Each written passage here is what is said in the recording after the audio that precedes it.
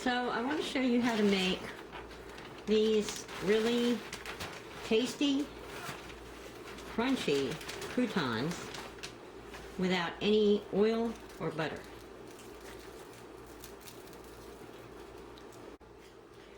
So the first thing I did was cut up my 4 slices of bread, including 2 heels.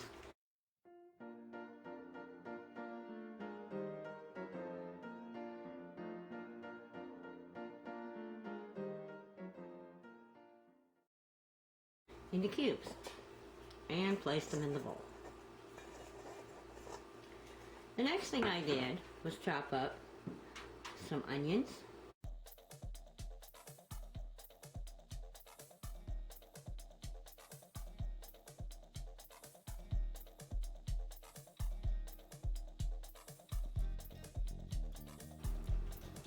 and some garlic.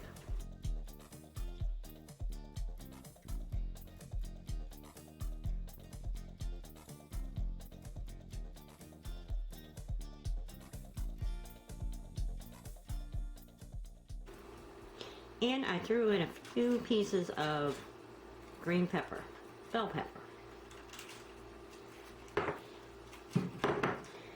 Now, to season my breadcrumbs, I like to use parsley flakes, oregano,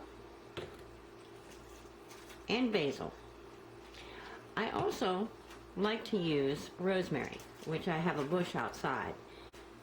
I can bring it in and dry it up and mash it up in my pestle and mortar, or I could just use Italian seasoning, because Italian seasoning has rosemary, oregano, and basil. It does not have parsley flakes, but it also has thyme. So I'm going to use that, add in the parsley flakes, and I'm going to use some powdered garlic. I like using fresh garlic, and you can see that we will use it in a different way, but this also helps to coat the breadcrumbs. Now, here's what we do.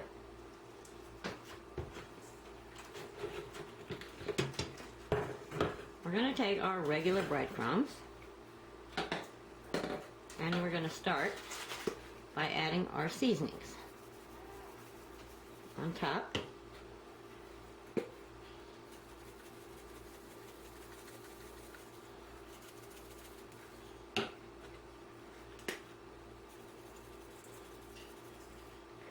Then we're going to give that a good stir.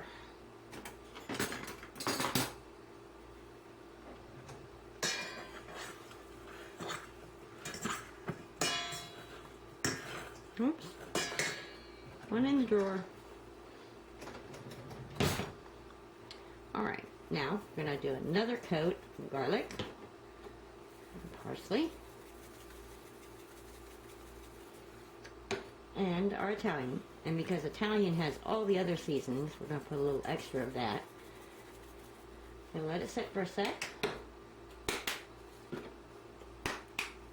And then we're going to stir it up again.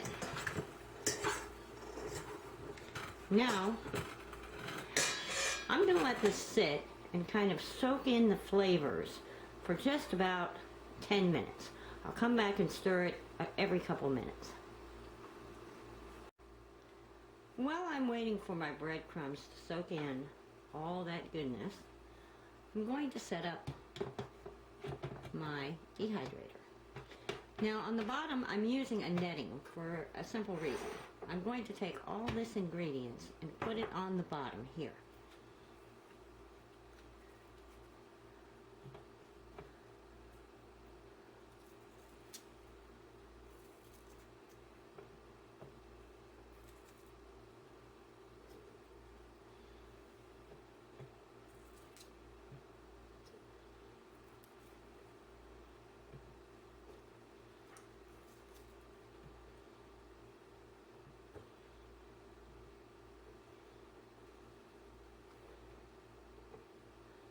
I don't really expect any of these to dry out. I'm just putting them in for the aroma and the flavor. so it will infuse with the breadcrumbs. Now, we're ready for our second. Now, because we have a piece here that's going to keep things from falling through, we don't have to worry too much about putting one on here. Even though the seasoning may fall through the cracks, we want more airflow to come through where the breadcrumbs are sitting.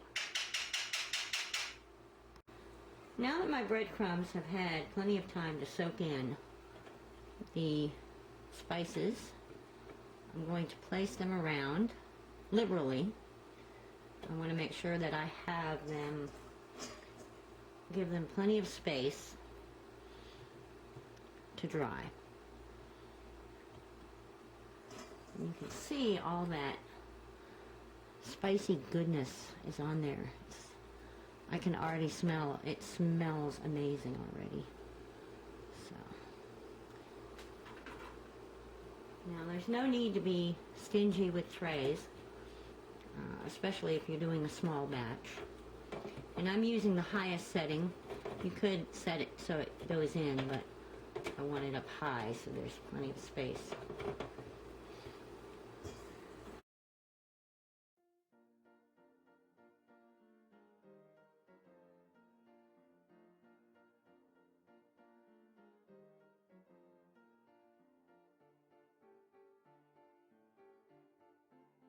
Alright, now these are ready to go.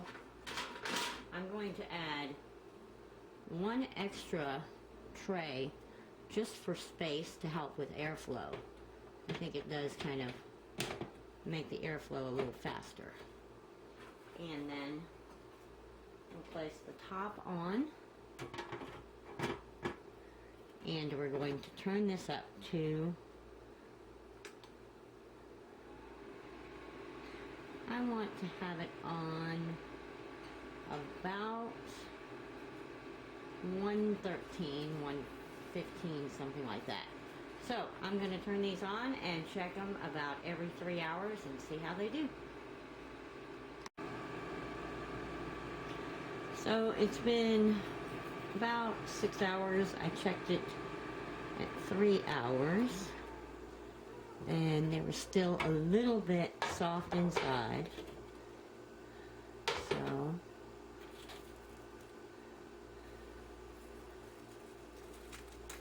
yep, that's really crunchy, and it's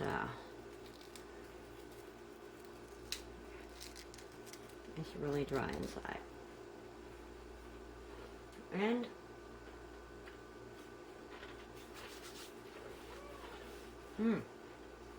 they have soaked up a lot of the flavor. So I will be placing this into the bag along with the others.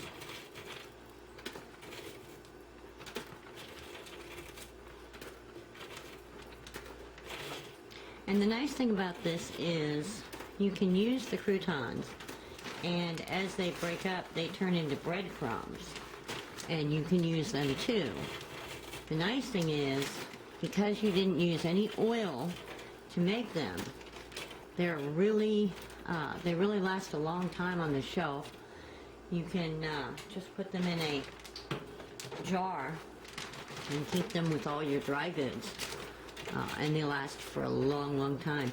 Now, if you open them routinely and it's humid, then you may want to make sure that, they're staying dry. If they start to get slightly moist, you can always throw them back on the dehydrator. But it's a good idea to take things like this and put them in like smaller mason jars like this. That way you use them up a lot faster, and then you're not opening the jar so much.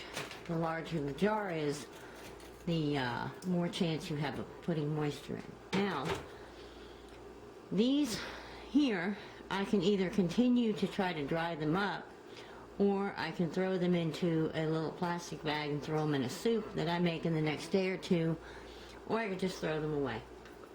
Totally up to you. Anyway, that is a easy way to make croutons with no oil or butter or grease or anything. Bon appetit!